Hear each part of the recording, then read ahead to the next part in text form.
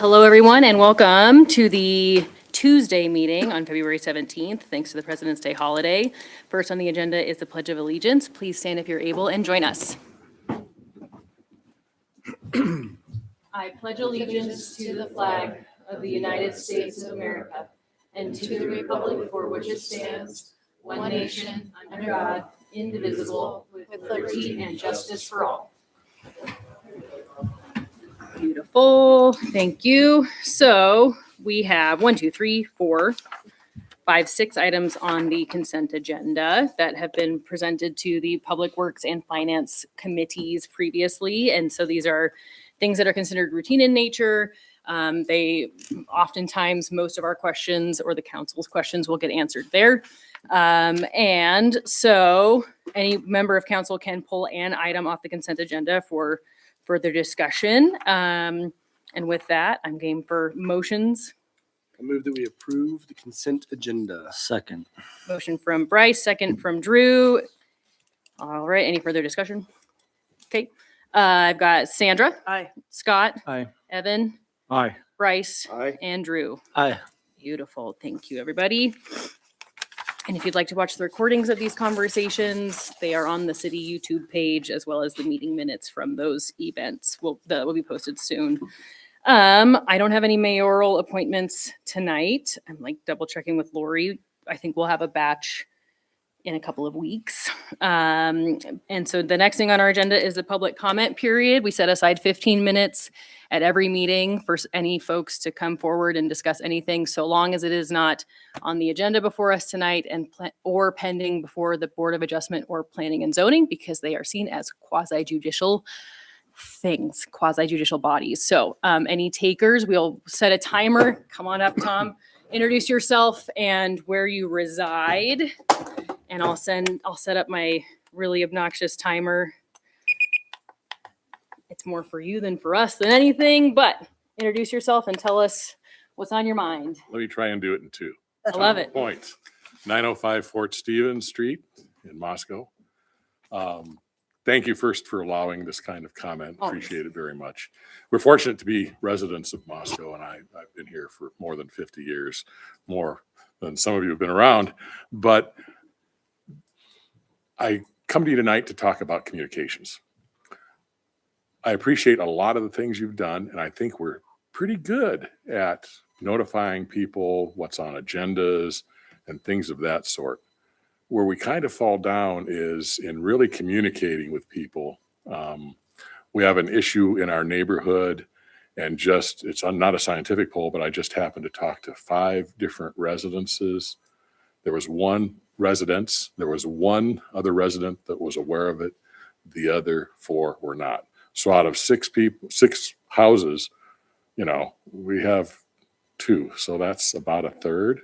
That's can be improved. I'm not sure what suggestions I can make to allow you to improve on that. Maybe community meetings, maybe neighborhood meetings. I know you're meeting to death, and I know you're drinking from a fire hose right now, especially those of you that are new to the positions you're in.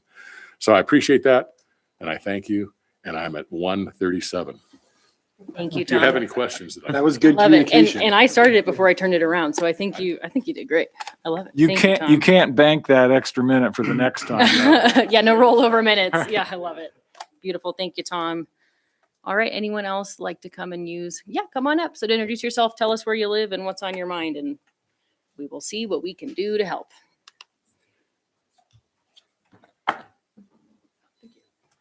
Hi, my name is Mary Elizabeth Kopel. I live at 240 Baker Street in Moscow. I'm here as a member of the Palouse DSA, which is our local chapter of the Democratic Socialists of America, to say that the PDSA is inviting you all, our city council members, as well as Pullman City Council members, to a community forum we're hosting on March 7th from 4:30 to 7:30 p.m. at the Unitarian Universalist Church here in Moscow, with the goal of bringing community members together to discuss some of the issues that we face. And council members who attend will have the opportunity to address their constituents and answer any questions. And we're also sending invitations via email to you all with some more details. And we really hope to see some of you there. That's all I have. Thank you. Thanks, Mary Elizabeth. Appreciate it.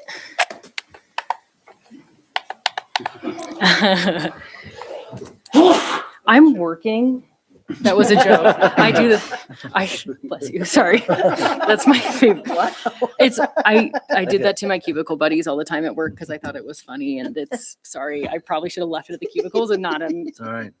omit it from the record. I did sneeze on this arm. For No, I love it. Let me just keep rubbing my hand on your shirt. That's perfect. Any other public comment takers? We have a few more minutes available if anyone would like to. Going once. Going twice. Okay, groovy. Moving on. And we set aside 15 minutes at every single every single city council meeting. I did want to note really quickly, our peer Sage Francetic is not here. I'm sorry, Sage Maketich is gone because baby is here. So that is explaining his absence, and it's very exciting. And we wish him and Kate and baby well. So I have a note that says Citizen Commission report on the agenda, but we don't have anyone tonight, right? Okay, beautiful. So next on the agenda is the public hearing for the Mosier Extension right-of-way vacation request with Bob Bouvelle. Welcome, Bob. Good evening.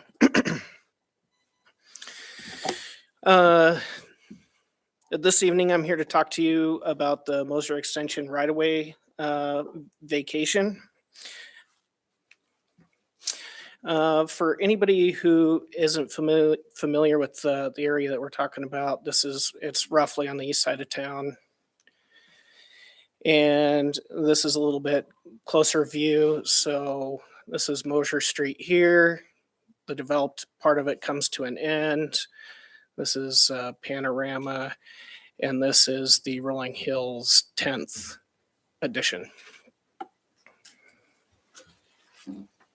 One thing to point out on this aerial, you'll see that there are two properties that utilize this right of way currently.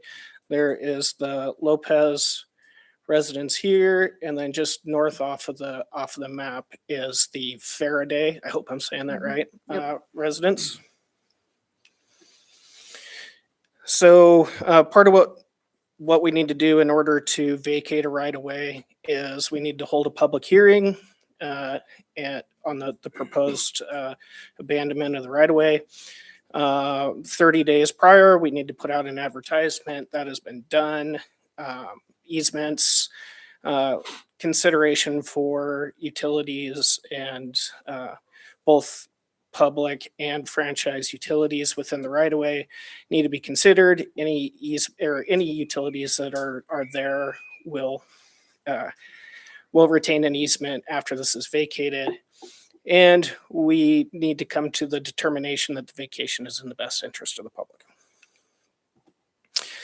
Some important notes for this particular right-of-way vacation.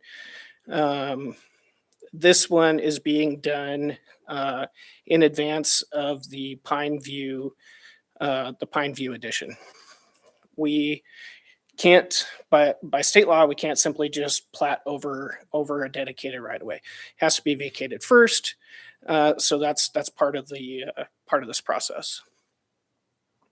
Currently, this right-of-way provides access, like I said before, for the Lopez and the Faraday residences.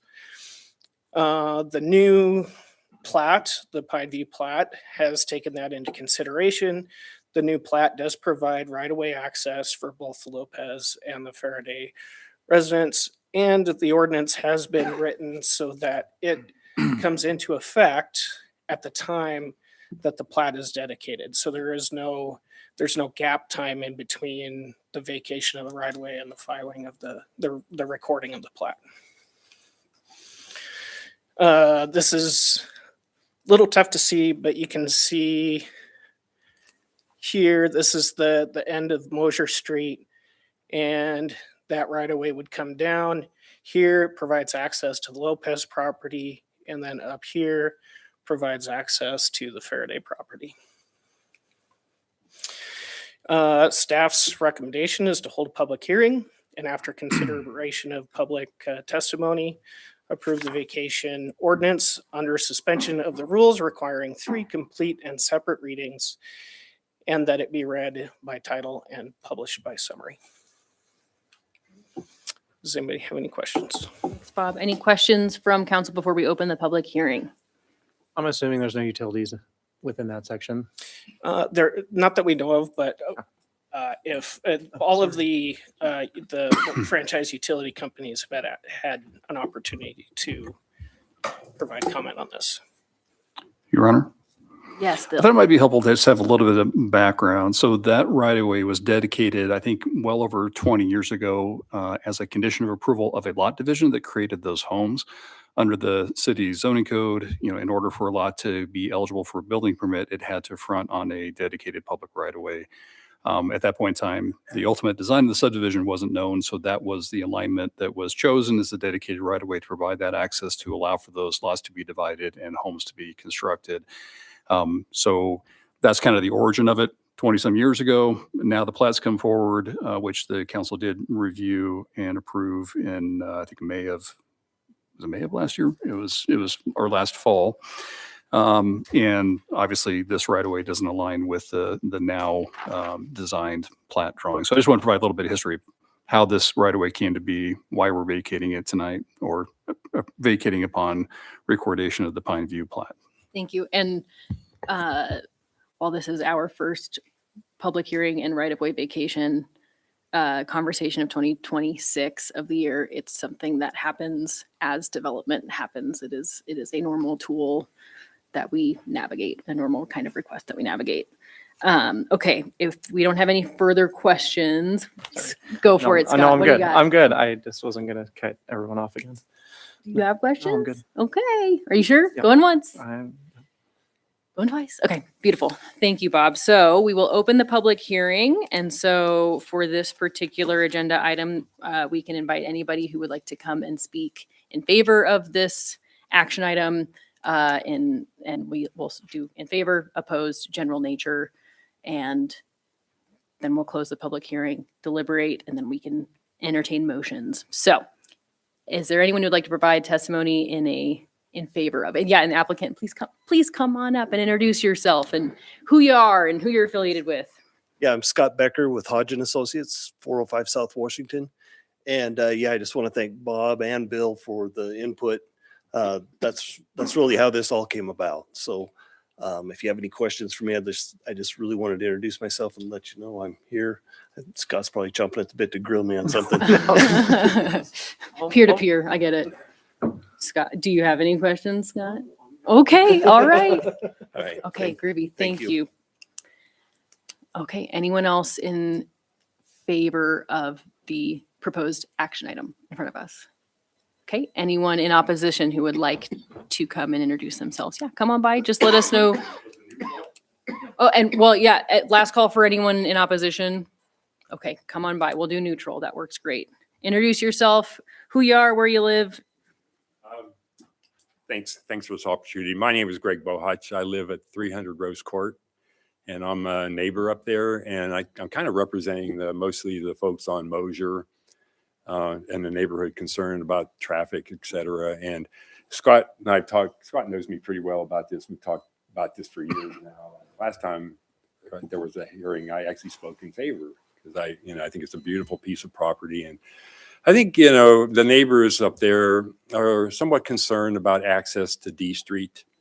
And, we were really initially, and that kind of got bypassed and got approved anyway, about the students have to walk all the way around instead of, and that's okay. But I guess the other thing that I think that is worth bringing up is that when I recall talking about D Street access as far as emergency vehicles, et cetera, I thought that this was supposed to be one of the ways that an alternate way for emergency vehicles to come up in case there was a fire or ambulance needed to come up D Street, which no longer is really a through street, but could be used for emergency property. So, and that's just one of the things that the folks were, in my neighborhood concerned about. Again, nothing against the development. It's a great development, and but I just be concerned about limiting access, especially now that the students are going to be coming around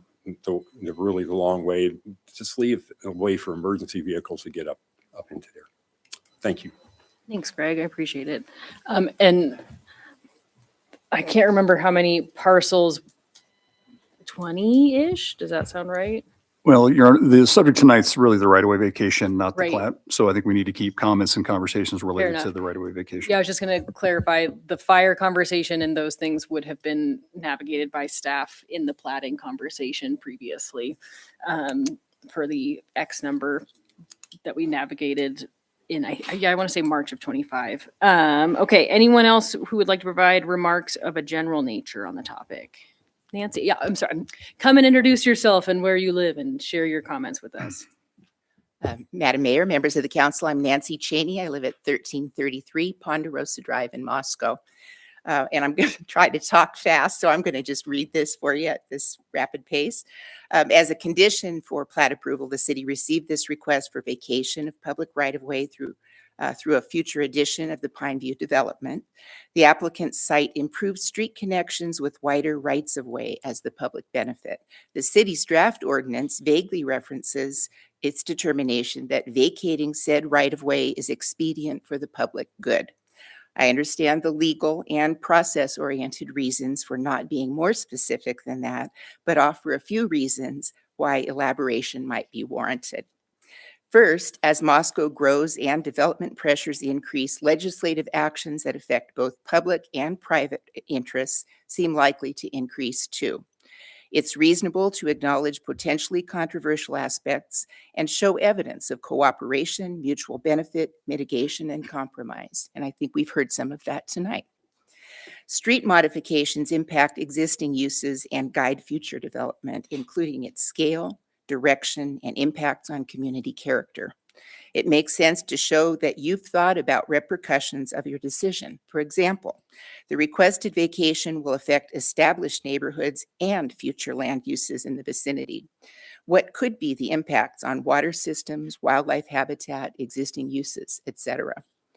For those reasons, I suggest inserting a recitation into your draft ordinance, following the second to the last one in your draft, to the effect, quote, whereas the mayor and city council have determined that said public good is consistent with the city's comprehensive plan goals for orderly development, safe multimodal alternatives, continuity and functionality of the transportation system, and context-sensitive design to enhance community character and quality of life. That's in the comp plan 3.1.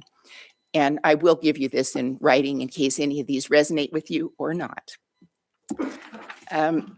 Also, a newly platted street like this won't ever have been in public use to establish a common law status as a perpetually accessible public resource. That's why it's vital that such intent is clear in this enabling ordinance. As I've read it, it's not. I encourage you to modify Section 3, the exceptions from vacation section, which prohibits impairment of rights-of-way, easements for lot owners, or current and future public utilities. It explicitly states this vacation shall not include existing or future franchise rights. However, it doesn't address the potential for owners to limit access by other service divisions of the city or its agent. I'm not suspecting that's in mind, but I think it's worth noting. So I suggest appending that paragraph to reference or other public services afforded by the city or its agents. Also, Section 4, the right-of-way vacation, explains that the public right-of-way shall revert to owners or of adjacent and contiguous real property at the time of the vacation approval, but doesn't anticipate succession either by sale or transfer of said property in whole or in part to subsequent owners, potentially to include individual lot owners in that new development. Assuming the applicants and the city deem this a pertinent easement, I suggest inserting a clause to the effect, quote, shall revert to the owners of the adjacent and contiguous real property and their successors now and in the future. And finally, Section 4 doesn't say the right for public use shall be perpetual, free, and unhindered, and I suggest that it should. I'm confident these developers don't intend a private street for an access-limited subdivision, but ignoring the potential could perpetuate a precedent with unintended consequences. And I thank you for considering my comments. I will pass these out in case any of the language resonated with you. Thanks, Nancy. Oh, let me just kick over my water bottle. Okay. Thank you. And we'll make sure that Lori gets one of these too. Beautiful. Anyone else like to provide any testimony of a general nature on agenda item number 5? Okay, we will close the public hearing at 7:20. Beautiful. Okay, so discussion for council, and there's a proposed action in front of you. Bob is back at the mic in case there's any questions that are out of, most questions are going to be out of my area of expertise. So any questions from council or discussion? Comments? I'm checking both sides. Flag me down. Sure. Mm, Might as well. Scott, I'll what kick would off. you like to share? So just addressing some of these, like the private street access, you kind of already hit on, right? Where vacation doesn't take place. There's always been public right of way until the other plat is recorded that takes place with public right of way. Correct? Yes, that's correct. The ordinance has been written so that it comes into effect once the final plat has been dedicated. So essentially, right at that same time, the old right of way will go away, but the new right of way will be present, which provides access to both of the single family residences. I'll just keep going through Go for this it. list right Yeah. here. The right of way vacation, part of this list, it talks about the transfer of land and sale properties. I would assume there's a lot of laws regarding vacating of right of way and who gets the property and what is left over and how that is dictated. I think that's by the state. So I'm imagining that our section of our right of way ordinance follows state law. And maybe that's a question for Bill or, The section 4 piece. yeah.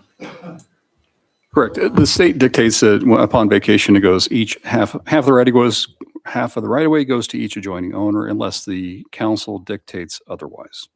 So there is always the discretion of the council to dictate upon vacation that it do something different, but the standard understanding underneath Idaho law is it goes to adjoining owners.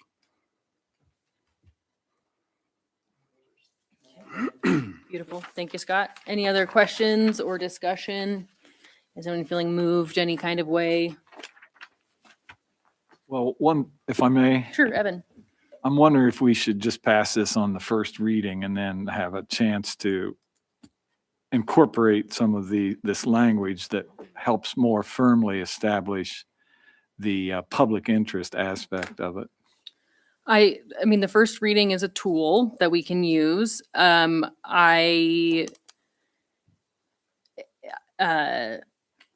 is a tool. So, and for the general public, what that means is if it goes to first reading, that means it doesn't, we're nudging it along, but it isn't formally acted on and incorporated until it comes back in either on the second or the third reading. So that is a choice. I guess I'm trying to understand if the concern is coming from incorporating the public comment. But if some of the things that we've heard in public comment have already been addressed and navigated by the city in the earlier platting and zoning conversations. Bill, any color you'd like to add? So the ordinance as presented is legally correct and accurate. So the council can put as much detail and explanation as you want in the ordinance. Staff in preparing it, given it's a very simple matter of a right-of-way that was pre-dedicated prior to this plat being designed, it's a simple vacation. We didn't feel that it was necessary to embellish the recitations or the ordinance to provide that level of detail.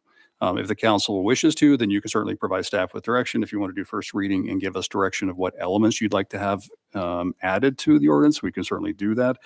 But at this point, I mean, it's legally accurate, correct. And so we don't feel that it's necessary, but that's up to the council. Beautiful, thank you.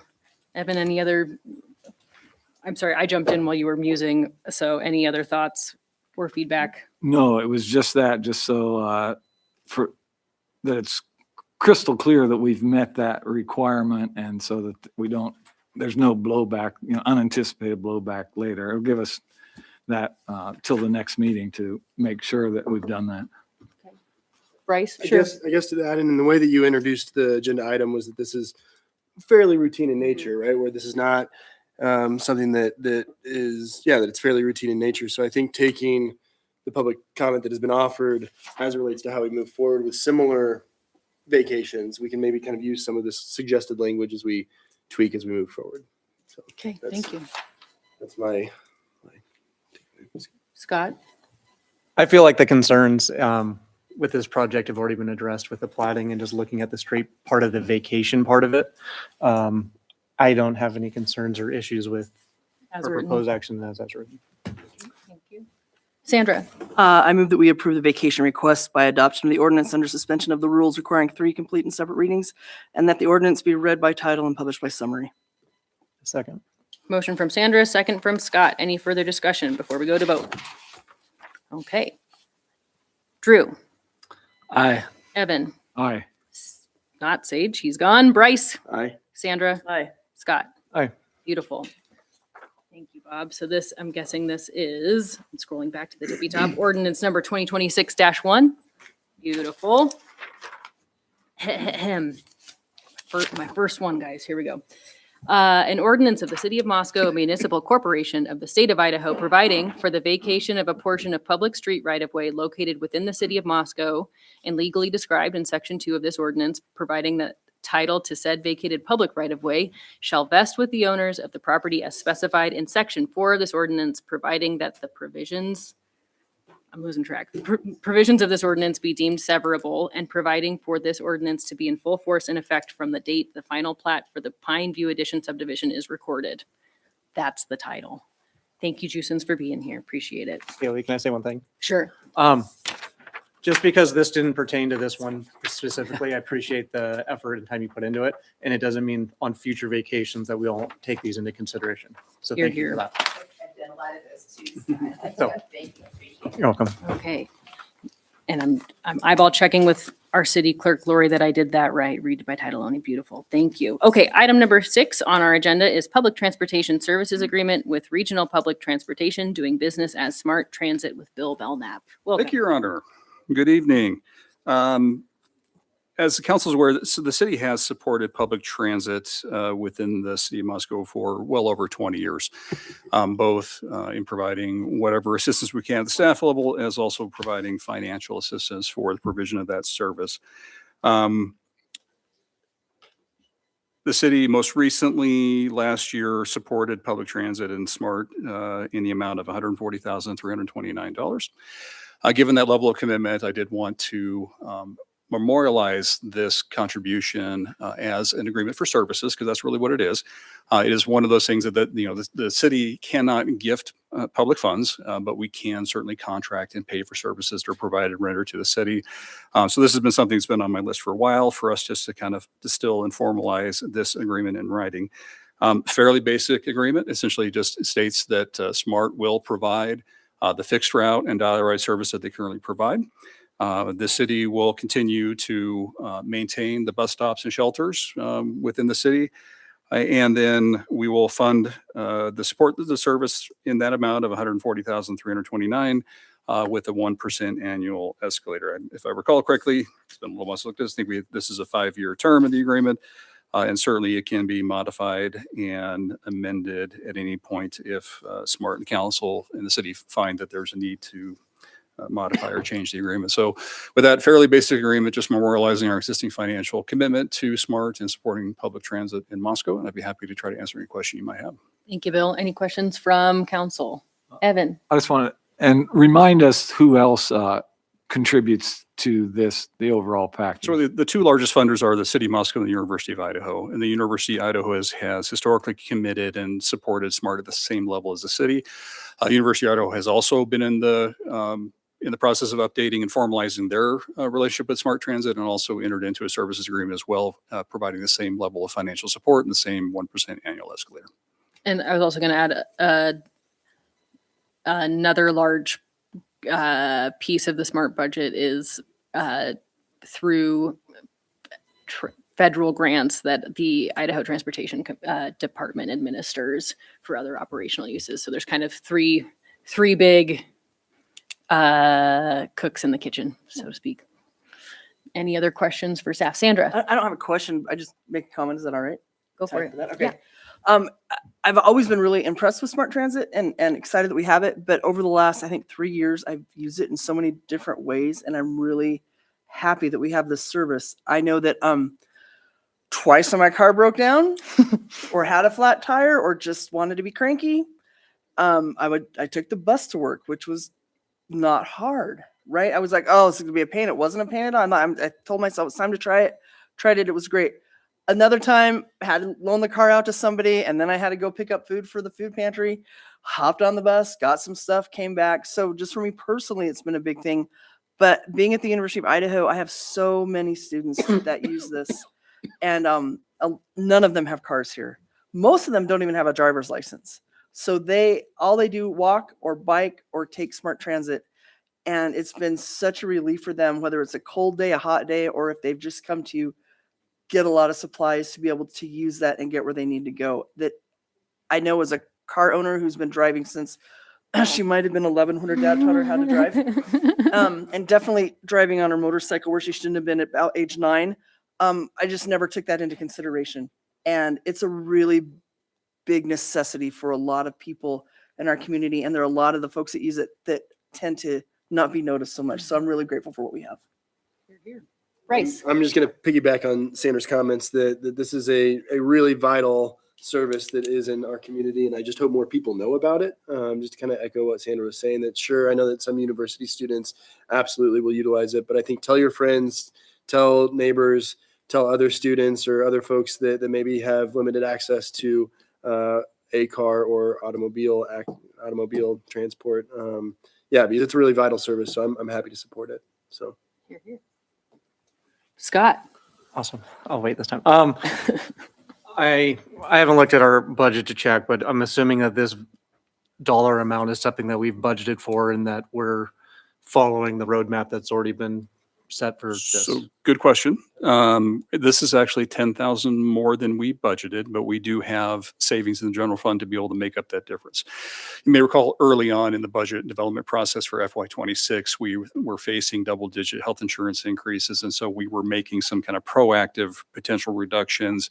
This was an item during the budget workshop and during the budget hearing that I advised the council that we're still trying to understand Smart's financial position, right? There had been some transition with Smart, some at the executive director level, and there was some kind of understanding of their financial position, the need for the city's funding to meet the match obligations they have for the grants that they receive. I've been satisfied to the effect that they do need the $140,000 the city has historically funded, and we were able to negotiate a lower health insurance increase than what we had originally anticipated. So we do have the capacity in the budget to continue to contribute the $140,000, which is the same level that we provided last year. And so Go for it. Yeah. for their grants and everything, this is the Local match. needs to meet their obligation for the grants, and this is the value that we need to contribute. Correct. Last question. Absolutely. It doesn't have to be in this meeting, but it would be great. I got a lot of questions about Smart from the public, and it'd be great if we had a presentation Yeah. for writers, the number of writers they have, and some of those questions, because I have never ridden Smart Transit, but I know other people that have, and it'd be great for people to hear about the usage that is out there and what a vital resource it actually is for our community, because a lot of people don't realize that. So that may not be today, but Yeah, at some no, point, I think that would be fantastic I to have agree. that out here to. And I'll add a little bit of context. So Sarah Tucker, who's our current board president, is in the audience too. I am serving as the board vice president with the city and the university's financial contributions. There are board seats that come with that. And so I've occupied that since I first got onto council. There's going to be I'm really excited that we're going to go through some board training and some other exciting things, as well as a improved strategic plan for the next 5 to 10 years. And I think we're aiming for midsummer for all of the ink to be dry, if not like Sarah might be sooner. Sarah says sooner. I actually think we could do it sooner. I think that's a super reasonable request. Christy Click is the current executive director and is an absolute workhorse who is incredible. And I continue to be impressed. They just accepted delivery of 4 new buses. So if you see shiny white buses riding around, it's from that. So I think we can put it on the wish list and roadmap for a presentation from SMART and or our board president later this year with that information. And then we can also maybe unveil and get some excitement around the strategic plan that I'm very, very excited for us to all sit down and talk about. So love that. Okay. Any other questions? Drew, or comments? Yeah, I think just it's no questions. A lot of questions asked, which has been good.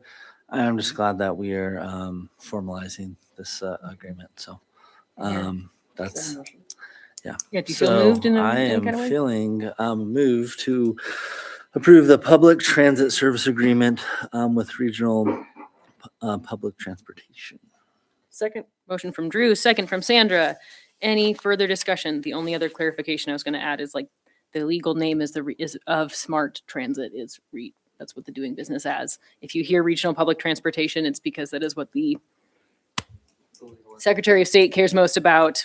We all call it Smart Transit. So any further discussion before we go to a vote? Evan, was it oh yeah, sure. Well, I can say something. We reviewed this at Public Works and Finance. We're excited to see this and for all the users to show that Moscow has finally agreed into a long-term contract to provide these services. So it bodes well for the future of Smart Transit. Love it. All right. I've got Bryce, Aye. Sandra, Aye. Drew, Aye. Scott, Aye. and Evan. Aye. Beautiful. Thank you, Bill. So we're moving on to item number 6 on our agenda. Thank you, Bob. Thank you, Sarah. Item number 7, is the Build Grant Local Match Commitment Resolution. Thank you, Your Honor. So I thought it'd be helpful to provide some background on this particular issue. It, I think, includes both looking at the city's comprehensive plan and kind of our long-range transportation planning and some of the activities that have happened in that area over the last 10 years. The other item is kind of talking about our existing road conditions, specifically, South Mountain View and East and West Police River Drive. Some of the recent developments that we've seen in the south end of Moscow, we are seeing a lot of activity, a lot of development that's going to drive demand for more transportation resources in the future, as well as ITD's current Highway 895 PEL studies or planning and environmental linkage studies, really looking at those two highway corridors and potential improvements that they might look at long-term in order to meet our highway transportation needs. And then also a Palouse Regional Transportation Planning Organization freight study that occurred in 2025. So we've had a lot of activities recently surrounding kind of transportation that I kind of wanted to explain some of the rationale for the request this evening. Kind of stepping back, this is the 2009, what we call the Thoroughfare Plan, really is the transportation component of the city's comprehensive plan. And for those that have been around for a while, we had a concept for a number of years of a ring road, something that would kind of connect all of the quadrants, providing a transportation corridor around the perimeter of the city. And that really was kind of that long-term, if you want to get from east to west or south to north, the community, that was going to be that future roadway corridor to accomplish that. In the south end of town in 2009, it included a kind of hypothetical roadway corridor pulling off at probably out here at Mill, and then kind of continuing and swooping down around the south end of town. The city then, in 2014, completed a multimodal transportation plan. And one of the elements in that plan was to assess the viability of the ring road concept. So they were doing transportation model, they could look at traffic, and based on the certain segments, they could put into the system and see what the net impact or reduction of travel inside the community would be. Ultimately, that assessment concluded that it would provide somewhat limited benefits, and certainly the benefits wouldn't justify the estimated $110 or $140 million cost, and that's in 2014 dollars, so considerably higher today at that point in time. The assessment did identify Southwest Quadrant had potentially the best benefit because of origin destination links. But ultimately, this assessment made it difficult for the city to continue to pursue the ring road concept or to go out and to pursue right-of-way acquisition when really the benefits wouldn't be realized to justify the expense. We did then shift to look at, continuing to show a possible western, 95 bypass at some point in the future. It wouldn't be a city project, it would be a state project. And then in many other areas of the city focused on existing roadway corridors to serve kind of those future arterial circulation functions. So in 2019, the comp plan was adopted and updated. An updated version was adopted in 2019.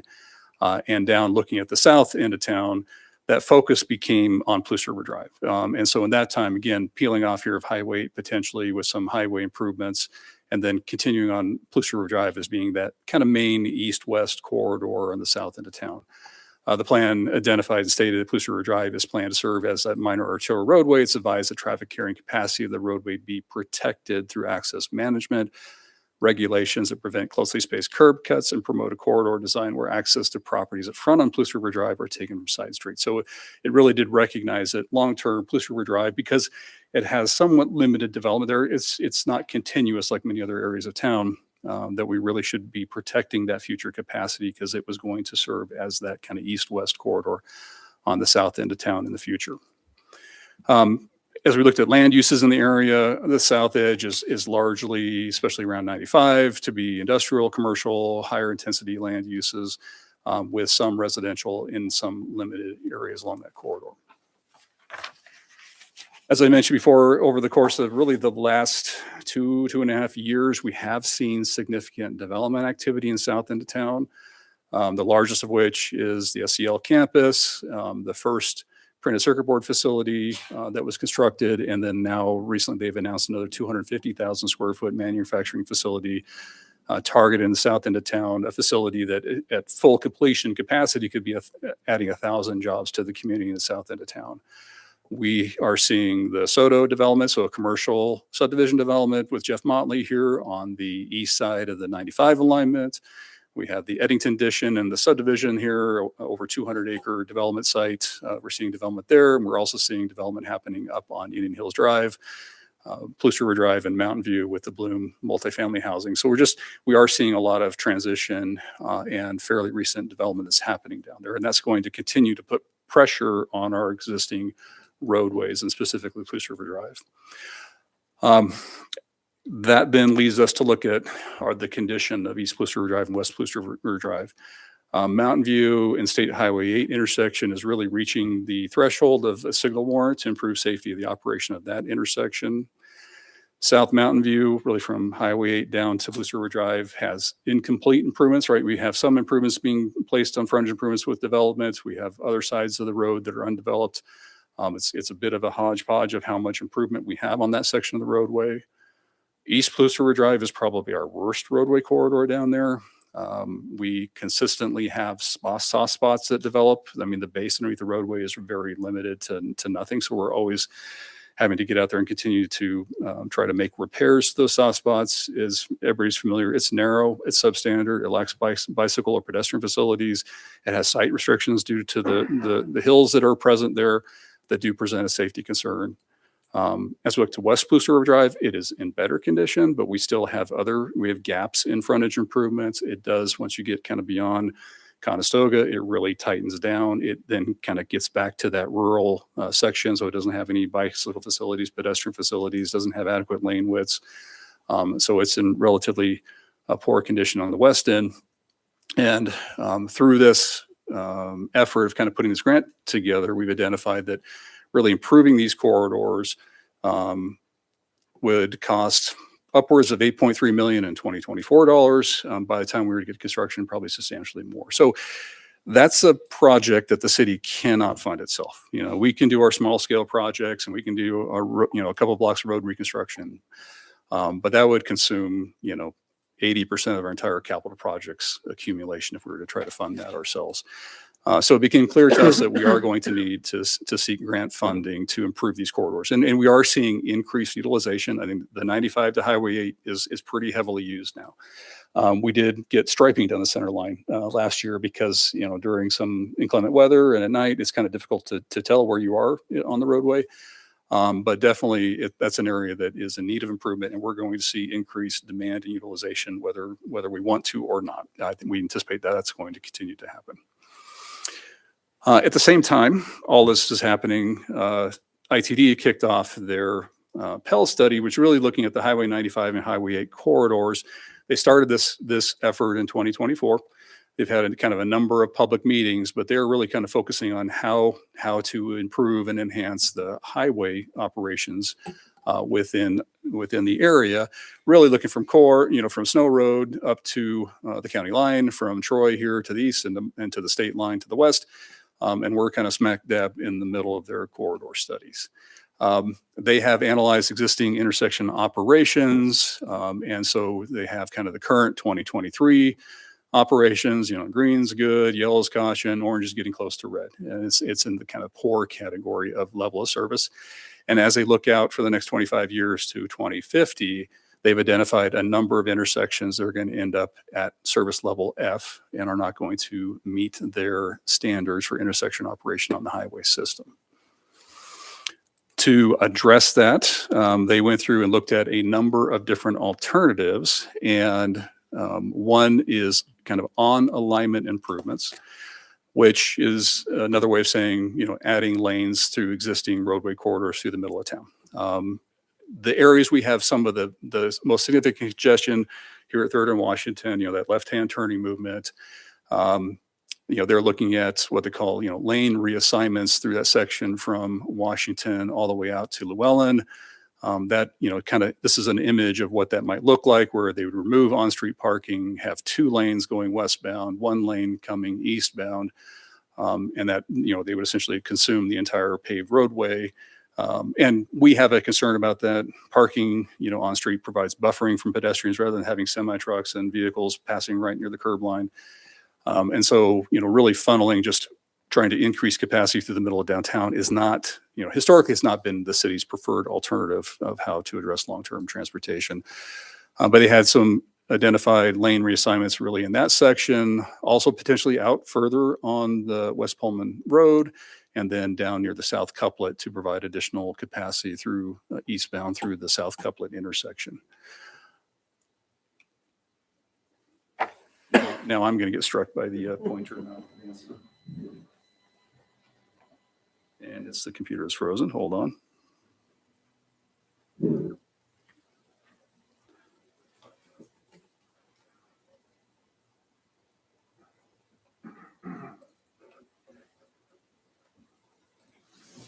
Okay. In addition to some of those lane reassignments, ITD is also looking at access control, which would be limiting turning movements at intersections to the west of Jackson Street and also some here to the east of the South Couplet. But they also looked at some other alternatives, and some were relatively unique. One concept that is carried forward on into the future, they're kind of going through levels of screening. This is one that's carrying forward, which would to make the Pullman Highway one-way eastbound from somewhere around Llewellyn to Jackson, and then creating kind of a couplet situation where you would extend A Street kind of one-way westbound through a segment, and then go up past Home Depot and somehow kind of get back out here to the Pullman Highway. And then the eastbound leg would be following the existing roadway down to Jackson, and having that be a way of trying to get more capacity through downtown. There were other alternatives, which included making part of the Troy Highway from the South Couplet here out to maybe Steiner, one-way eastbound, and directing eastbound traffic or westbound traffic from the east, north up Mountain View, down D Street, and then looking at a projection of D Street. This one has been eliminated. They identified that wasn't going to work. We talked about, moving Highway 8 traffic through past the up Mountain View and through the middle school was not going to be something that the city would be supportive of. They had another similar concept of having, this one-way eastbound on the Troy Highway and then directing westbound traffic up Mountain View to 6th Street and then dropping them down here again. This one was eliminated as well, but the one that's on alignment carrying forward is this lane reassignment, this removal of parking, providing additional through lanes through the middle from Washington to Jackson that's carrying forward. So that's still in process. The Pell study, I think they're hoping to bring it to completion by the end of this year. I think they'll have another round of public involvement and public meetings coming up here in the next month or two.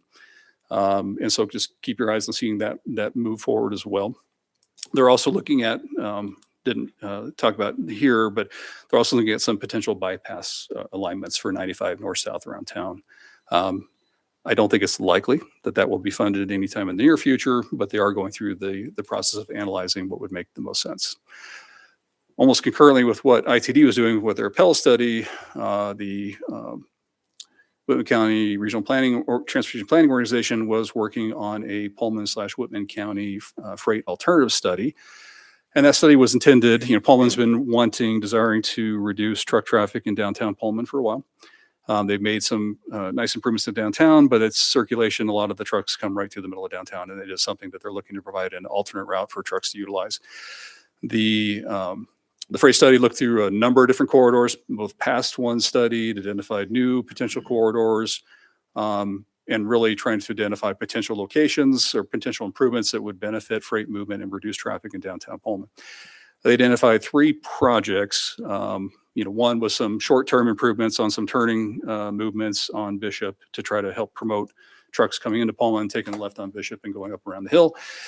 They had one that's kind of up northern Albion area to provide something if trucks were coming from the north to get them around into the west. And then the other project was the one we're talking about tonight, which is Sand Road Kirkendall corridor, providing another route essentially to the south to bypass around Pullman.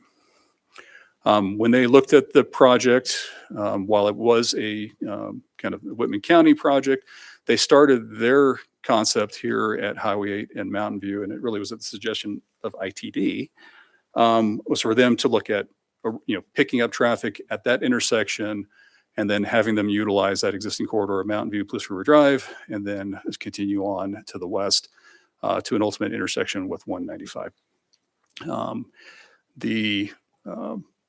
The project would include, installing the signal at Highway 8 and Mountain View, installation of a roundabout at Mountain View and Police River Drive, and then roadway improvements to both South Mountain View, East Police River Drive, West Police River Drive, including widening bike lanes, pedestrian facilities, lighting to make it a safe roadway facility. And the computer doesn't like me again. So nope, not right now. So we're still, so when Bill will keep going through the presentation to council will have the chance to ask questions of staff. It's not a public hearing, so we are not planning to receive public comment, but there will be a few things that I plan to clarify after, or maybe honestly before council discussion. So Bill. The project is anticipated to reduce traffic and other traffic within both downtown Moscow and Pullman. This is a potential corridor that would intercept traffic, east of Moscow. It would provide an opportunity to bypass and continue to the west without having to come through the middle of town. That has the potential to defer some of ITD's on alignment, lane reassignments, and parking removal if we can help reduce some travel through the downtown core. And to try to continue, I don't think that we think the answer is to funnel everything through downtown and provide a diversity of options for motorists to utilize. And so we do think that is beneficial. It would reduce travel time, provide multimodal roadway for non-motorized facilities, including bicycle and pedestrian facilities to improve connectivity and safety. It would improve both truck mobility and safety for all users, and it would be an avenue to fund needed improvements within the city of Moscow to our transportation network, specifically the Mountain View and Police River Drive and West Police River Drive, to meet both current growth we're seeing today and future needs. We are pursuing only funding underneath the Build Grant program for engineering and design at this time, so it's not for construction. Through that process, if we're awarded the grant, and this is actually something that will move forward, then we will have an opportunity to have public input, public comment, neighborhood meetings to talk about the project to make sure that we can address all of the concerns and to make this as safe a facility as we can.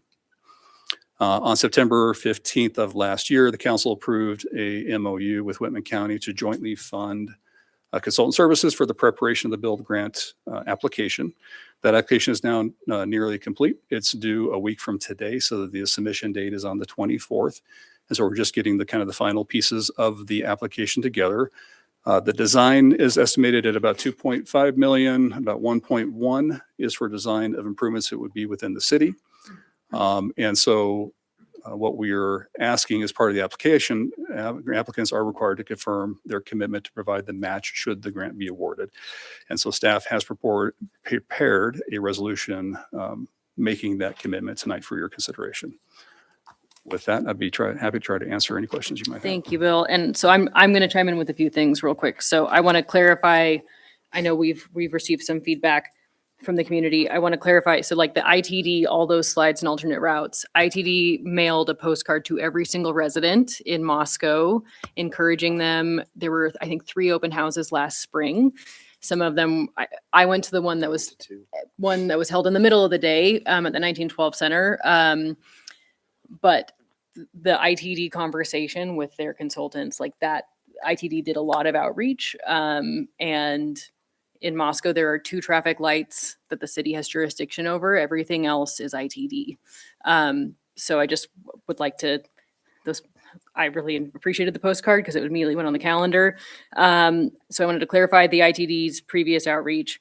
I want to clarify one thing that I think we've seen in a few pieces of feedback. The Mountain View stretch that we're talking about is not Highway 8 towards north to D Street. We're talking about South Mountain View, which is from Highway 8 south to Palouse River Drive.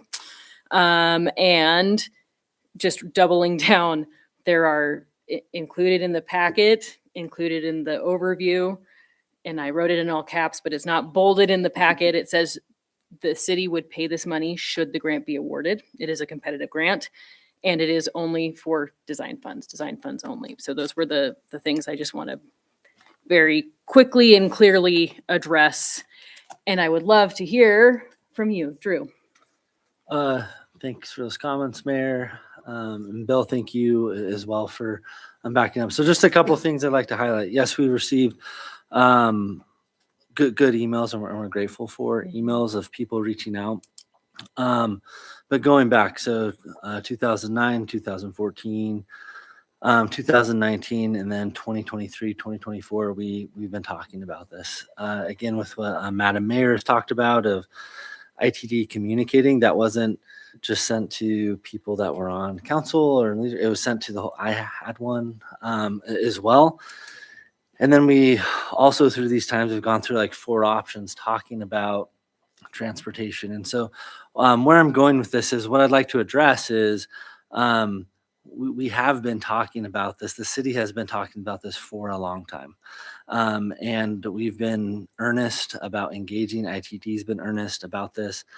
In addition to that, last year, we talked about this MOU September 15th. So this wasn't a new thing that we just in the last couple of weeks kind of drummed up and thought about.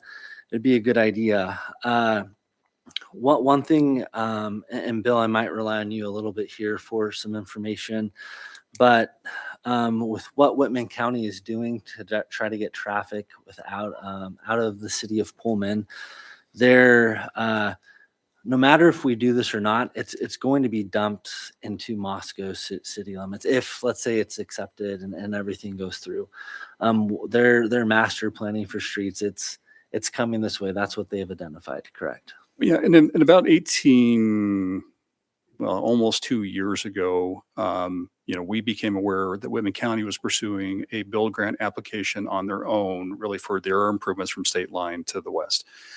That obviously caused us significant concern. We, at that point in time, had a substandard bridge that hadn't received grant funding to replace that bridge. We have received grant funding. That bridge will be replaced either this year or into early next. But it caused concern that it would put additional pressure and strain on our roadways if they were going to make improvements that would somehow increase additional traffic on that corridor.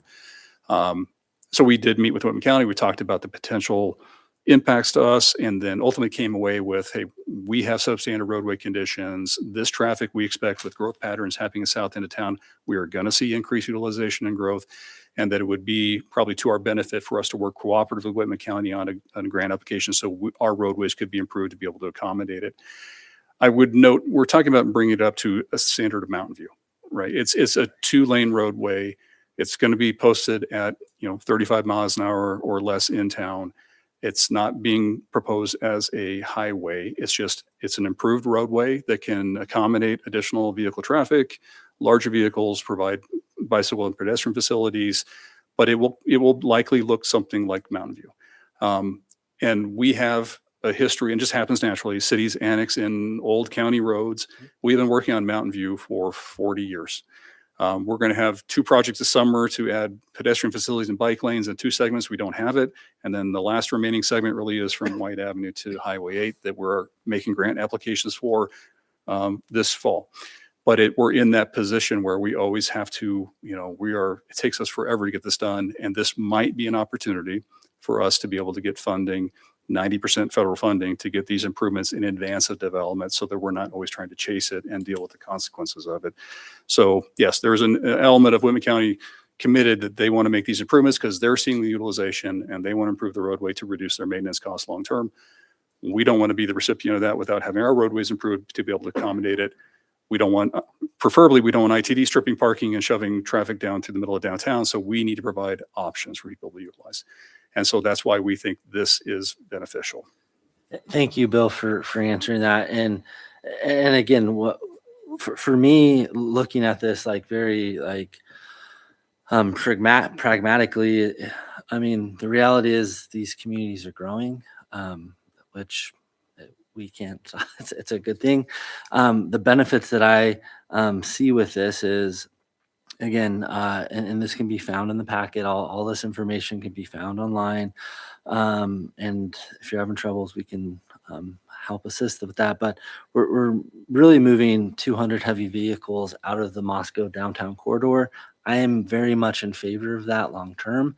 I don't want to be in a situation where we are dealing with Mountain View for the next 40 years, right?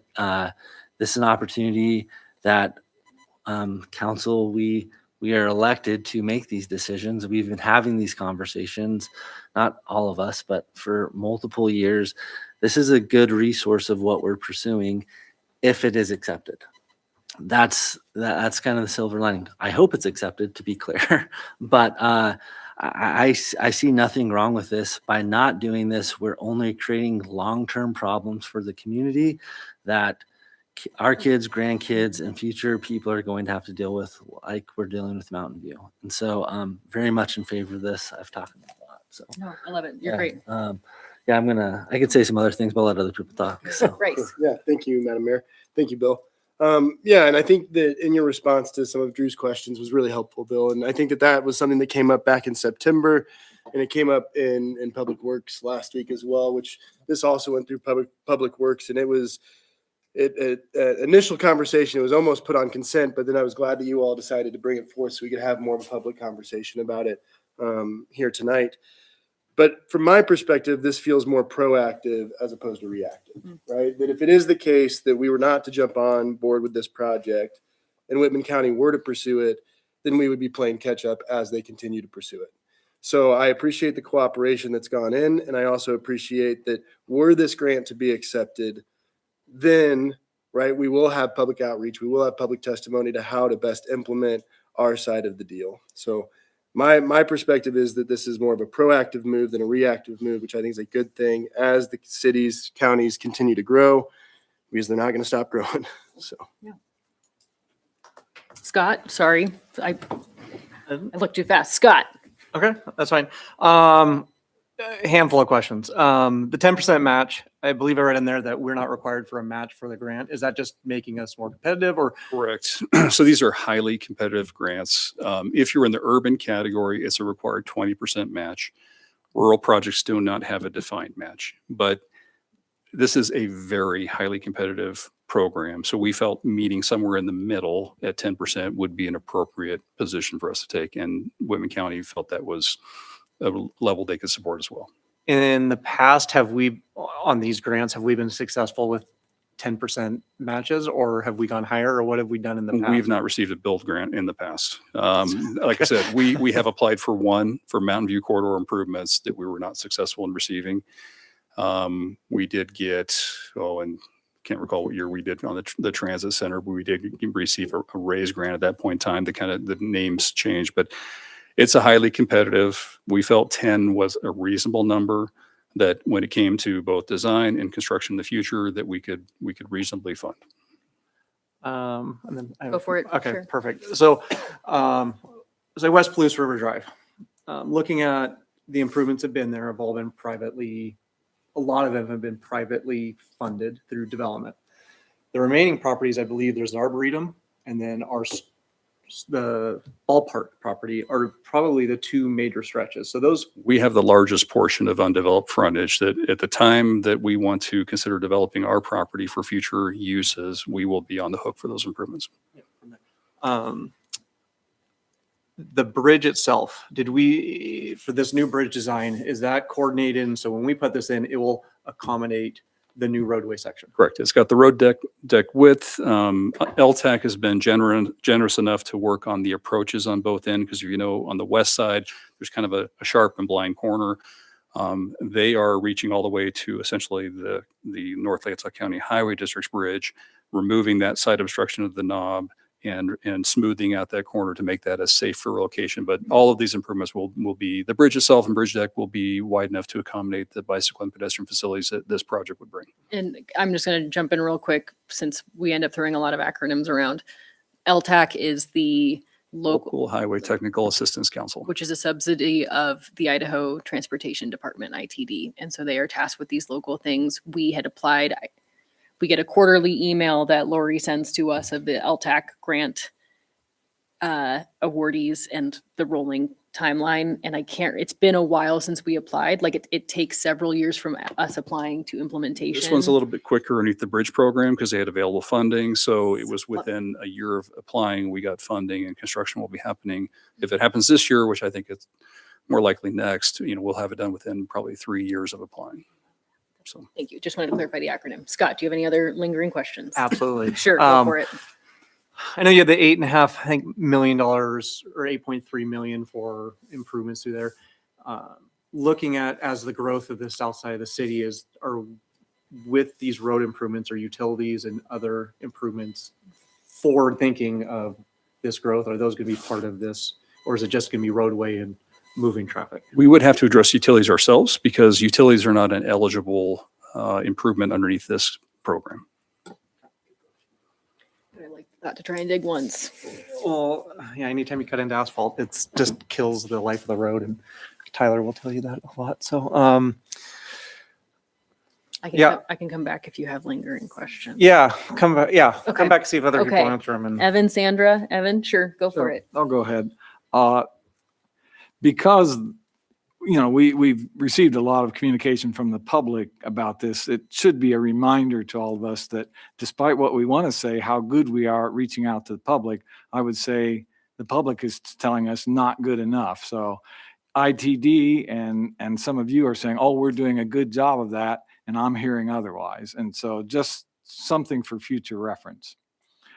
Second thing I want to ask, or I want to point out that creating this alternative corridor for some traffic, some unknown amount of traffic, to relieve some of the pressure from downtown traffic does not mean that 95 and 8 will not go through downtown. So the types of things that we are being told by ITD would have to happen as changes to downtown, like the loss of parking, may happen anyway. We may be delaying the timeline or lengthening the timeline for that to happen, but ITD could come in and say, well, that we're reaching maximum congestion at some of these crunch points anyway, and come through and do those changes that we're being told that this would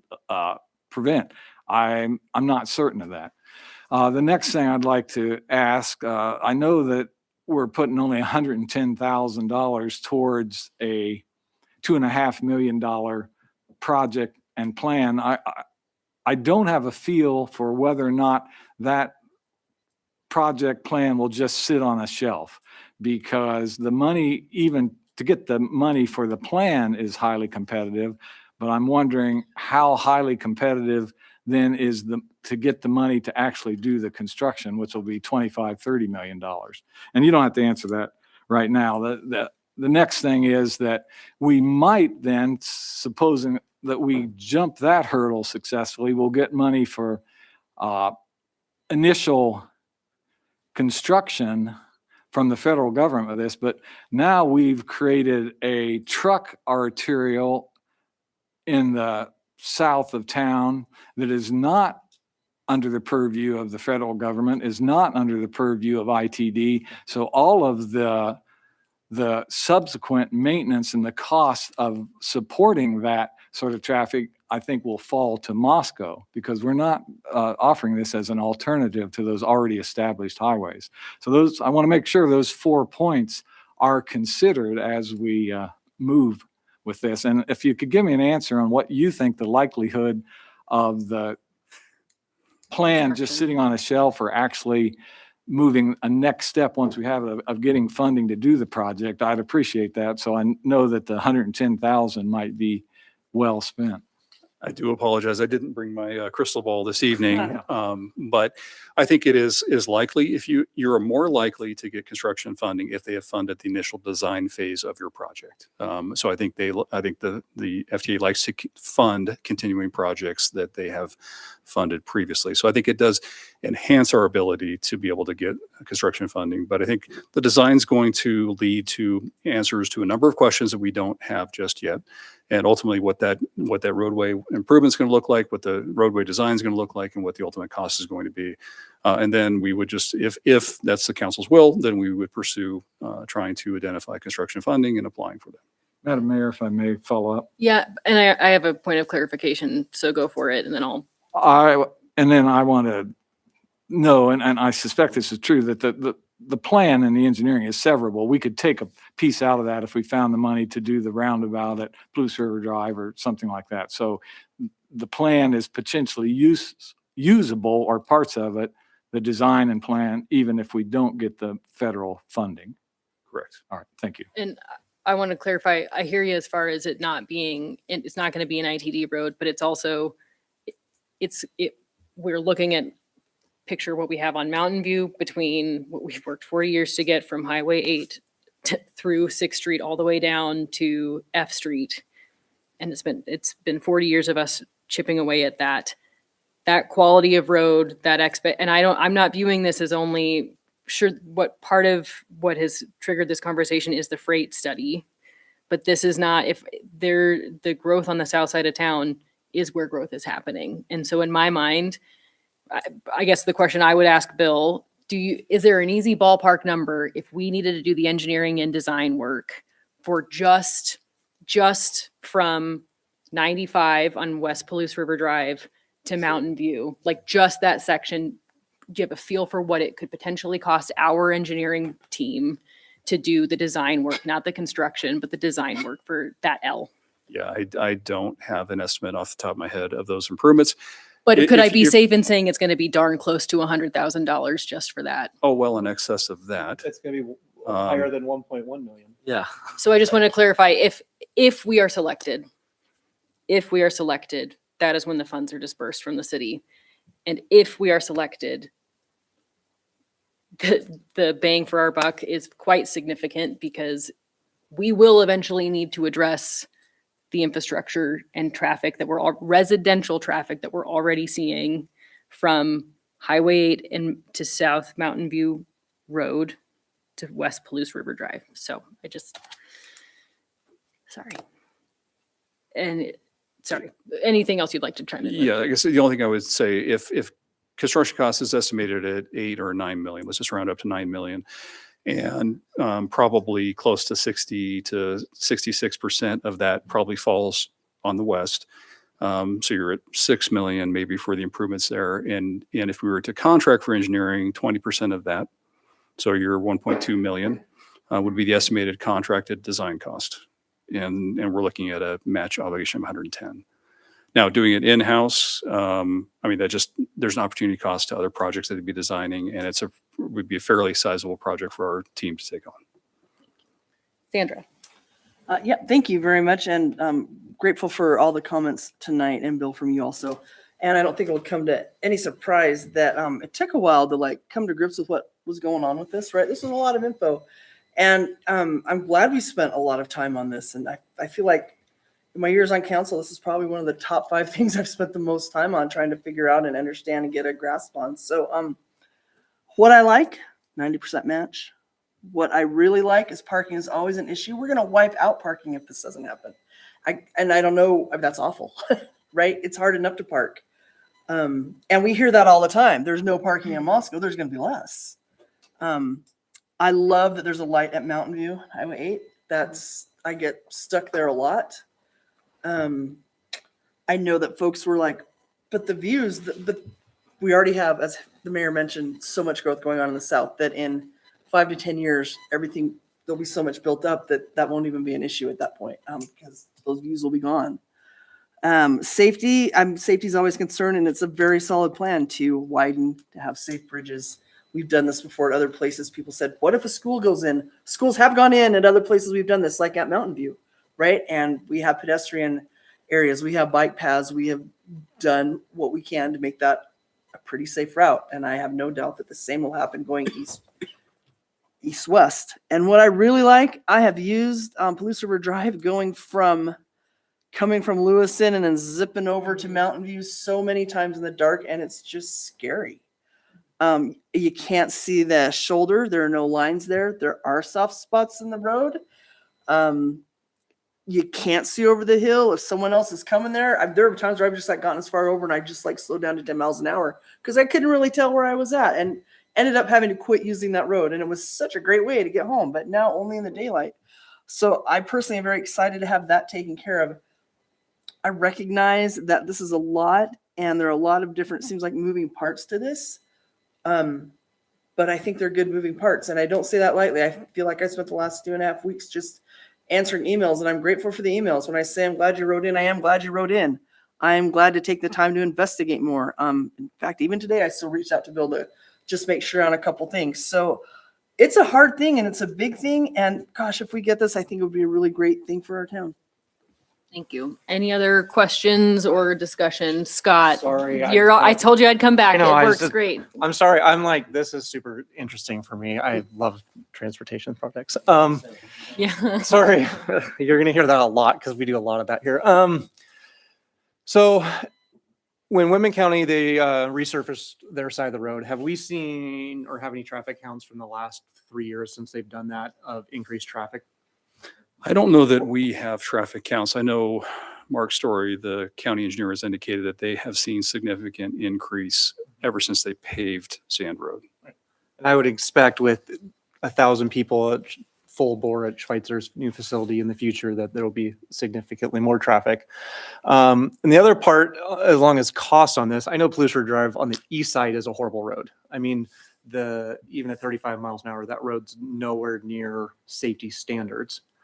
There will be significant amounts of grading, earthwork, all sorts of improvements in that area. And where it's farm field now is significantly cheaper to make those improvements. And then if a bunch of houses or other developments, as we've seen on other parts of town, it's not going to be a nice straight road. There's going to be some adjustments and things. So I think looking at it now, the 1.1 in design and some of the construction costs are going to be significantly less now than as we have Bloom and all those other developments if they pinch that road, which they can do at this time. Like there are some benefits to planning now, as well as if we can be competitive and get this built before it's developed and we're trying to shoehorn this in later. So Our job is to be community planners, and it doesn't always feel great when the people you used to house it for out on Sound Road are unhappy.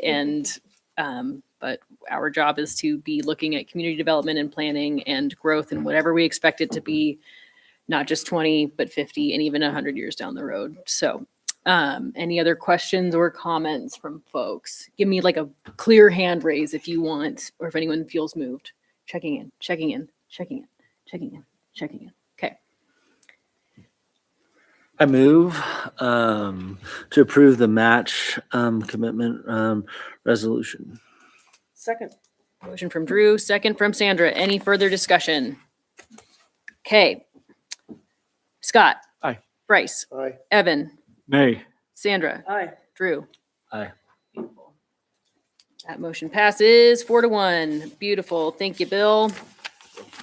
And the last thing on our agenda are the reports. So this is City Council's chance to share what you are hearing from. Remember that we go back because we didn't do. Oh, yeah, reports yeah, last yeah. meeting. Thank you. We have- So oh. we will want to hear any and all reports from the past month since we didn't do reports at the first meeting.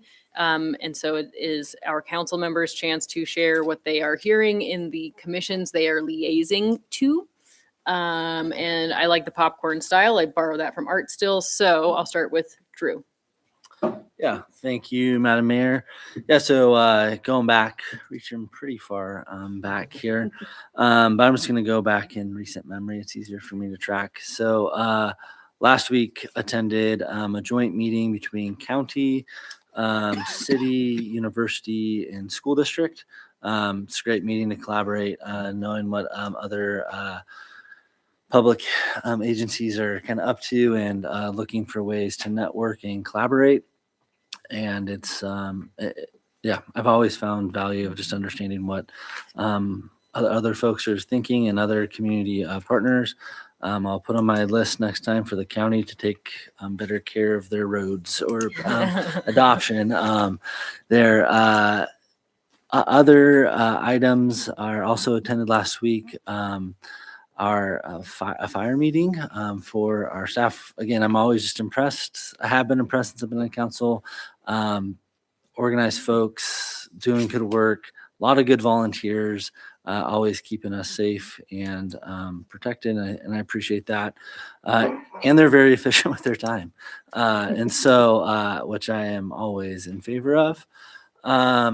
And then reaching back another week, this kind of goes back and forth from, I guess, last month as well, but Farmers Market Commission, they're in full groove of really identifying policy and looking at a lot of things. A lot of exciting things are happening at the Farmers Market. We're celebrating big milestones this year. And as we talk about, how to make the Farmers Market better, again, an efficient meeting, just a lot of content to go through and lots of expertise on subject matter and a lot of input. And so grateful for that group and everything they do, because who doesn't like the farmers market? And then also had a variety of city leadership meetings talking about planning for this year and just other things that come up. And then if I may just say, for the questions that we've got about being more transparent, I just recommend the public to read our local newspaper. There's other people in here that also publish things online. In addition to that, we have a great online database where you can go back. And we usually sit about 25 on a good day % full in the crowd. And so, but if you can't make it, you can also, if reading's not your favorite thing, which it's not mine, you can go back and listen to YouTube while you do many things. And so we have lots of ways. I always like to suggest that communication is two ways we put out information, and it's a lot. And so it's a lot to keep on top of. And so I, again, appreciate people reaching out. But the one thing I've found with communication is I haven't found how to be successful, but I know how I haven't been successful, and that's trying to please everybody with communication. So I will leave it at that. Thank you. Bryce. Thank you, Madam Mayor. And yeah, these reports go back into January a little bit, so I'll try to condense it. But back at the end of January, there was a cohort of us that went down to Boise for Elected Officials Day at the Capitol, which is a really I think, meaningful day to meet with some of our own district legislators and also getting to kind of connect with others and connecting with us up here as well. I think is a really beneficial way of just, furthering kind of Moscow's reach throughout the state. And that was, I think, a really fruitful couple of days spent down there. Attended admin committee, attended public works the last couple of weeks. Additionally, within and since we've done reports, I've attended 2 coffee with legislator events that have been at the Chamber of Commerce. They were on this last one was on Saturday in the morning. Representative McCann joined, and then the prior one, both Representative Mitchell and Representative McCann joined. So it was nice to hear about what's going on in the legislative session down in Boise right now. Also this past weekend, I attended a Medicaid forum as it relates to potential legislation that's coming from the state as it relates to Medicaid funding, hearing from community members about how potential cuts to Medicaid would affect them directly. That was a powerful afternoon. Also attended the city, county, school board, university breakfast at 7 a.m. Was there, coffee in hand. Very proud of you. Thank for you. making it. I am not good at 7 a.m. meetings. 7:30 is fine. 7 is just tough, but I made that one and I was happy to be there. Additionally, a couple of the fun things of just being out in the community the last couple of weeks. I went to Winterfest hosted by the Chamber a couple of Saturdays ago, and it was great. Good to be out in the community, chat with some folks downtown.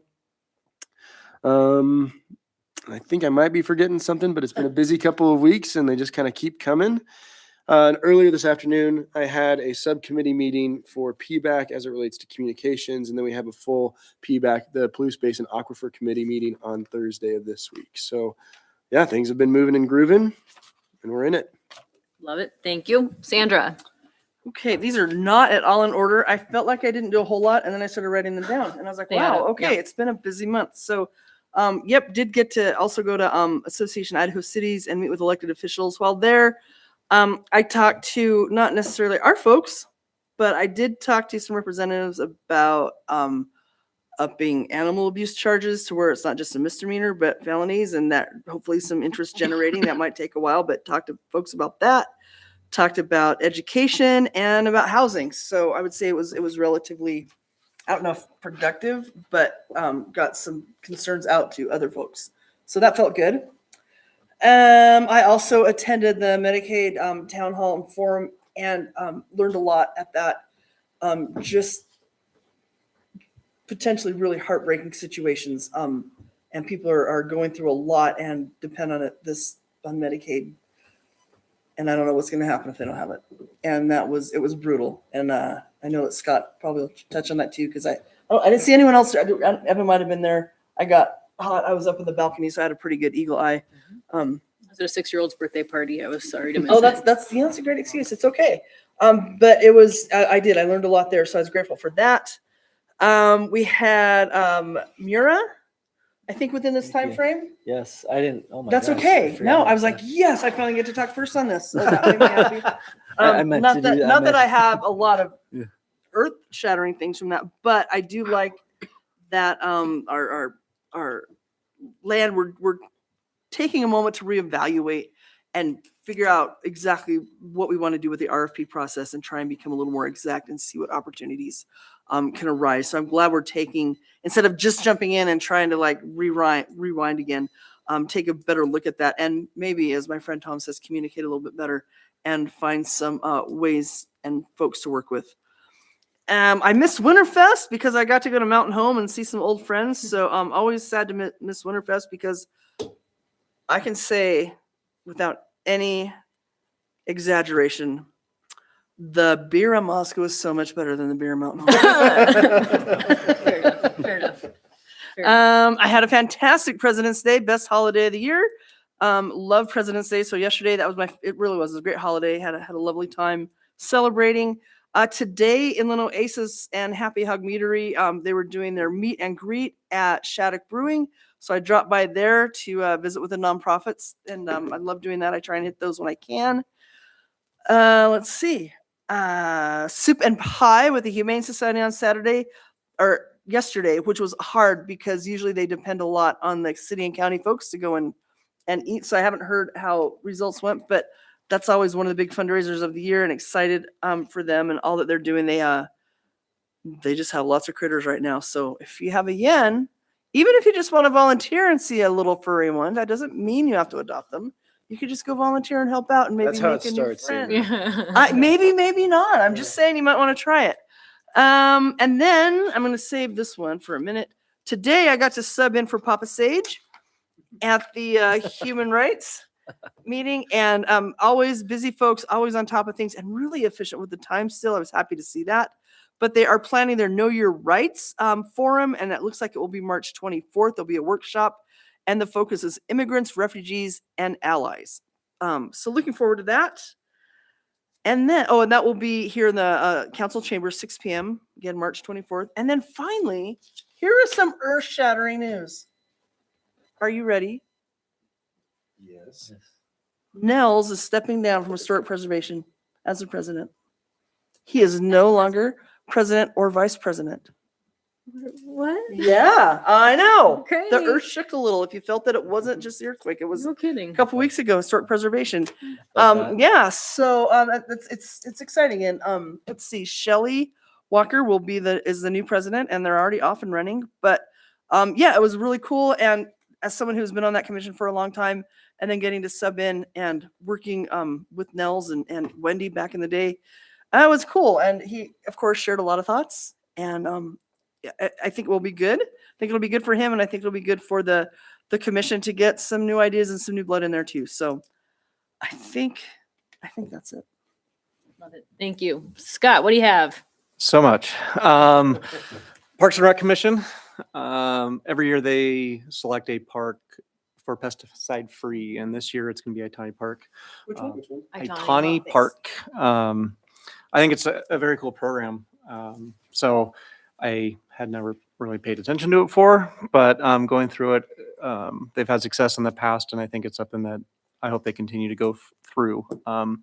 They also talked about looking for a consultant to analyze our parks and well as our recreation systems for usage, what our community needs, and really looking at getting data to make informed decisions. So that's something that there'll be a lot more community input, assessing facilities. So the city's gathering some of their numbers with programs. And so they're going through a lot of things, and informed decisions, I think, is a very good step for a lot of what we should do. The Arts Commission, they have a lot of RFQs out for various art projects. So if you are artistic, again, go look it up. And then, yeah, some of the events that I attended, the Coffee with the Legislators, there is one more of those. March 7th. I couldn't get, it's like it's the 7th or the 14th. I can't remember, but those are events. They are open to the public. They are a chance to ask our local legislators questions, get some updates on the things that are going on. I thought it was very helpful. I mean, it's a smaller setting than this, very intimate. You get to ask the questions, and they're there. So it's very helpful. The Medicaid, I appreciate the legislator, them coming again for that. It was difficult to, listen to some of the stories and the challenges that the people have overcome, as well as our community is pretty good about taking care of each other. So that was also fantastic to hear on throughout that. But I think those are the reports that I have. Beautiful. Thank you. Evan, what do you have? Thank you, Madam Mayor. 4 commissions that I'd like to mention, and I'll start with one that's fresh in mind because the Sustainable Environment Commission met 2.5 hours ago. Well, they might, but I had to leave for something less important. But they are probably the big takeaway from that, and everyone should know about, is Saturday, April 4th will be the energy fair that'll be at the fairgrounds, and there will be a lot of activities and vendors there to emphasize some alternatives to our thinking about how to save energy. And so they had a lot of talk about that. The community solar project they're still working on, and they have just about prepared their budget request for us for 2027. They meet third Tuesdays at 6 p.m. in this building. Tree Commission meets the first Tuesday at 5 o'clock in this building, but they canceled their February meeting, so they'll next meet on March 3rd. Fair and Affordable Housing meets the first Thursday at 5:15 in this building. They have a number of things that they're talking about, some related to potential changes in the legislature that is making about what we can call a protected group, which could make a lot of their printed materials obsolete. So they may need money to help create new ones if that comes through. So just heads up on that. They'd still like to hear back from council about the Trust. Housing Authority. Oh, I'm sorry, authority. Yeah, and I told them that would be coming, but to remind us, and they're also unfortunately unable to sponsor the yearly workshop that happens in Affordable Housing Month in April. That is an educational opportunity for landlords to learn responsibilities and especially for tenants to better understand their rights. But the Idaho Council that helps fund that is in a real funding crunch. So they would have to charge us more than $3,000 this year. It doesn't look like Lewiston may participate. Anyway, that's not going to happen this year. The money isn't there unless we can figure out a way to get someone outside of the government entities to sponsor it. It could still happen. So Fair and Affordable Housing has a lot going on. And those are my normal committees: Tree, Fair and Affordable Housing, and Sustainable Environment. But I did attend P&Z once for Sage, and then I happened to be there last week when he was there too. So they have been in the last month, and they meet second and fourth Wednesdays of every month, also in this building at 7 p.m. And they have been working on ideas for ways to better regulate what is being built on R3 lots under the guise of duplexes. And so they've talked about ways of redefining bedrooms or changing parking standards, but there's some things that are happening under the name of duplex that is stretching credibility, I guess. So that's in there. And then also in the last two meetings, they've had two sessions about accessory dwelling units. And one is kind of a general determination, a presentation that was given by Nils Peterson about what the barriers are to starting or building ADUs and whether it's more regulatory or more financial. And so that was all very interesting. And then the second part of that was the other meeting, and that's looking at what Moscow has done over the last 10 years with ADUs. And we loosened our regulations to allow ADUs almost in any residential lot, and the requirements, it takes a while for adoption and diffusion of that. And so the requirements were reduced. And so in the last 2-3 years and post-COVID, we've seen an uptick in that sort of development, and that's infill development that we've been promoting. And it's been done for the most part here pretty tastefully, pretty successfully. You wouldn't know they're happening. So that's been a successful program, but it's taken a while to build. Those are the 4 commissions that I've attended. I also attended some of these other functions that my colleagues have mentioned, and a good time was had by all. Thank you. Thanks much. I'll keep it short. I was in Boise for the Association of Idaho Cities. When you hear AIC, it is one more acronym to remember. I sit on the board for District 2, and so we had some big picture conversations. And I'll circle back. There's some, you know what, I'm not going to circle back. We're going to go in order because it's fresh in mind. The ADU conversation is interesting. There are 4 of the 15 legislative fixes that were suggested in the state legislature's summer, I think it was workforce housing task force and summer interim committee, which did have some other mayors, and it wasn't just state legislators who participated in that conversation. 4 of those ideas have been introduced in bill format. One is addressing accessory dwelling units, and I will say all 4 of them address local preemption. They are regulating a state. They would be setting a threshold for a state law and codifying it in state law that would override a lot of things that we work really hard to do and have existing, and every other city has existing checks and balances for community cohesion and design cohesion and things like that in the form of planning and zoning and comprehensive plans. But the ADU one specifically would not allow any restrictions on ADUs relating to like owner occupied in the primary residence or parking. And those are the 2 things that the city does have in our current ADU plan that would be affected by that. We're going to see what happens. All 4 of them are in the Senate. I don't remember the bill numbers right now, but it's been very busy with the legislature and just trying to track some things that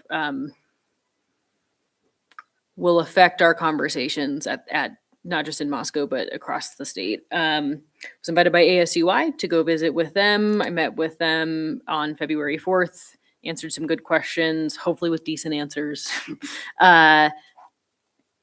State of the City address is tomorrow, hosted by the Moscow Chamber of Commerce. And I think Appearances is also sponsoring. That's at the Best Western. Registration closed today, but we will post the YouTube video, I think.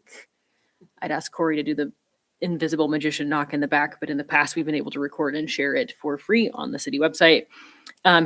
Was invited to share some raw words at the Public Works luncheon on February 5th, and we just have a really, really incredible team. We do a lot with a little, and I'm glad at the very least we were able to have a good burger bar and celebrate each team's wins. I also attended the Chili Bowl, which is a city tradition, and I do just let the record show because I feel like this is fun to show. Dave Hartley from the wastewater reclamation facility won first in this city employee chili voting event. Mark Branscombe won second, and David Schott won third. I can't eat beans, so I didn't get to participate. And then my last thing is just a warm welcome to Nicole Baird Spencer, first day on the job, our new community development manager. Thank you for joining us tonight. We look forward to working with you. With that, anything from staff? I noticed, Your Honor, you didn't touch on the rodents of unusual size bill that's been introduced. When was it introduced? Looks like on February 10th. Yikes, Batman. yeah. Wait, hang on. Yeah, Hang no, on. it's- I've been really focused on a lot of other bills. Yeah, So what's the bill number? Just Hang some, on. so Senate Bill 1271 looks like that is intended to address a growing presence of invasive nori rats and roof rats in Idaho, which pose a public health and agricultural risk. So anyhow, I just thought that was a fun title to the bill. You said some rats, health, safety nuisance.